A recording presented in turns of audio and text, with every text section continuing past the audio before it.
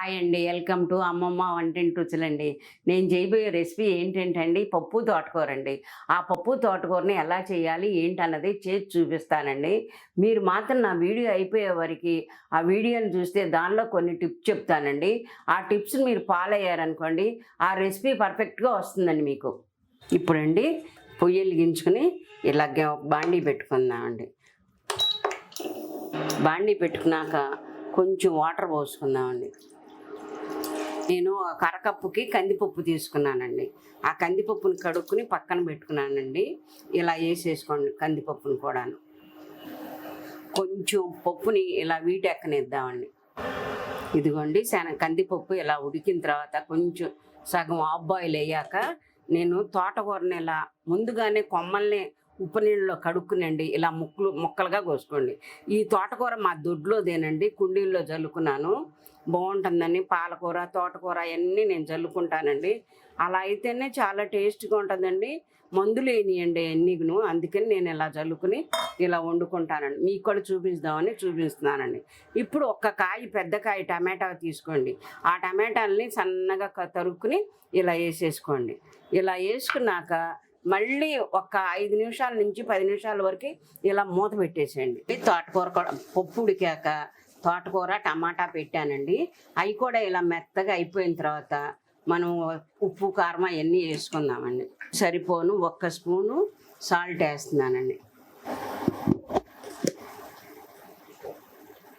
కారం 1 స్పూన్ వేస్తున్నానండి. ఎందుకనంటే పచ్చిమిరకాయలు కూడా వేస్తాం కదండి, అందుకని 1 స్పూనే కారం వేస్తున్నానండి.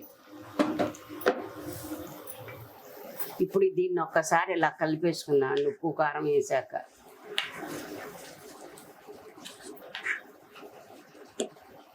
తర్వాత కొంచెం చింతపండు నానబెట్టుకున్నానండి. దాన్ని కూడా పులుసు పిండుకుందామండి దీనిలోకి.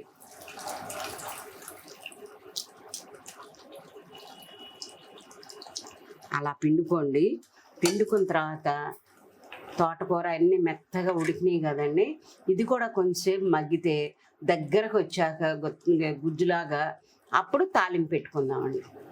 మళ్ళీ మూత పెట్టేసుకుందామండి. దీని మీద మూత తీసి ఒక్కసారి చూసుకుందామండి ఎట్టా ఉడికింది ఏంటన్నది. చూసారండి ఎంత మెత్తగా ఉడికిందో. దీన్ని ఒక పక్కగా పెట్టేసుకునండి. మనం ఇది మెత్తగా ఉడికింది కాబట్టి ఇప్పుడు మనం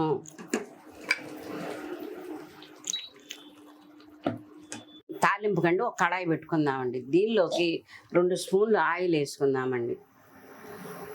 2 స్పూన్లు ఆయిల్ వేసుకున్నాక వీటిని ఊరమిరపకాయలు అని అంటారండి. ఇది పప్పు కూరలో అన్నంలో పప్పు కూర వేసుకుని ఊరమిరపకాయలు నంచుకుంటా అంటే చాలా టేస్టీగా ఉంటుందండి. ఈ బజార్లో నమ్ముతారు, నేను ఇంట్లోనే వేసుకున్నానండి. ఇగోండి ఇలా ఉంటాయి అన్నమాట. పచ్చిమిరకాయలని ఇలా వేసుకుంటే కాయలండి ఇలా వేయించుకుందామండి.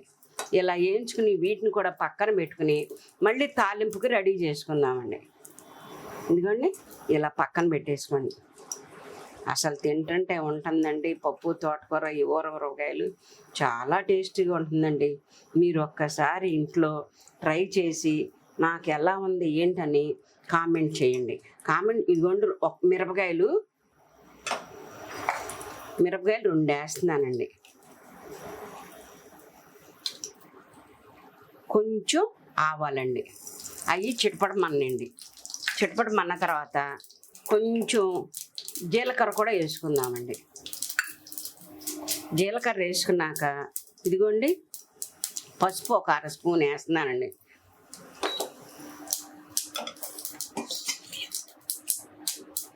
ఇదిగోండి ఎల్లుల్లిపాయలు మాత్రం ఇలా నొక్కుని వేసుకోండి. వేసుకుంటేనే దానిలో ఉండే స్మెల్ అంతా కూరకు పట్టి చాలా బాగుంటుందండి మీకు తినడానికి. ఇదిగోండి ఇలా అనండి. ఇలా అనకుండా ఒట్టి గబ్బాలు తీసారండి, ఈ డామ్మని పగిలిపోయి మన మొహం అంతా చల్లా చెదురైపోద్ది. ఇదిగోండి కరివేపాకు కూడా వేస్తున్నానండి. కరివేపాకు కూడా వేసాక ఇదిగోండి 1 పచ్చిమిరపకాయని వేసుకుంటున్నానండి. ఆ పచ్చిమిరపకాయని కూడా కొంచెం వేయించుకున్నాను. ఒక పెద్దది ఉల్లిపాయ తీసుకున్నానండి.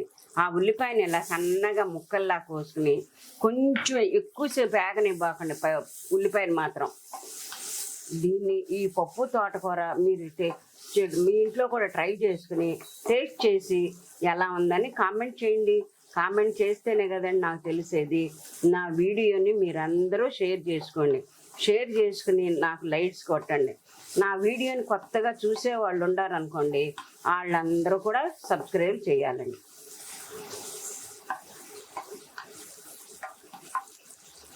ఇదిగోండి ఉల్లిపాయని ఇలా ఏగనివ్వాలండి.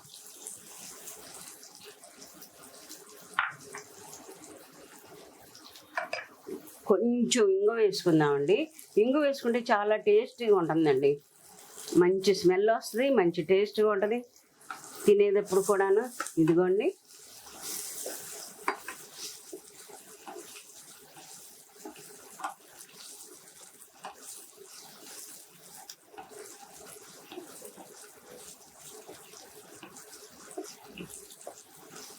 ఇదిగోండి ఇలా వేయించుకోండి. అయిపోయిందండి వేయించడం. స్టవ్ కట్టేసేసి సర్వింగ్ బౌల్లో కర్రీ తీసుకున్నాం కదండి, ఆ కర్రీని ఇప్పుడు ఇందాక పప్పు తోటకూరను బాగా మెత్తగా ఉడికించుకుని పక్కన పెట్టుకున్నాం కదండి.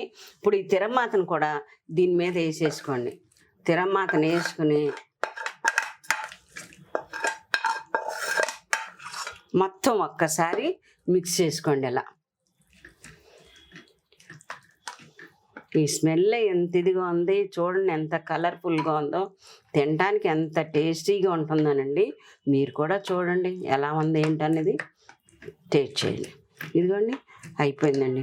ఇందాక మనం ఊరగాయలు వేయించుకున్నాం కదండి, వాటిని కూడా ఇలా ఇదిగోండి ఇందాక మనం ఊరగాయలు వేయించుకుని పక్కన పెట్టుకున్నాం కదండి, ఆ ఊరగాయలు కూడా ఇలా డెకరేషన్ చేసుకోండి. అన్నంలో కూడా చాలా టేస్ట్గా ఉంటుందండి ఇవి తింటే. ఎప్పుడన్నా సరే మీరు వేసవకాలంలో ఇట్లా ఊరగాయలు వేసుకున్నారనుకోండి మజ్జిగలోను, అవి కూడా చూపిస్తానండి మీకు ఒకసారి ఎలా చేసుకోవాలి ఏంటన్నది.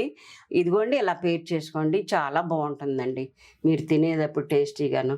చూసారా ఎంత కలర్ఫుల్గా ఉందో.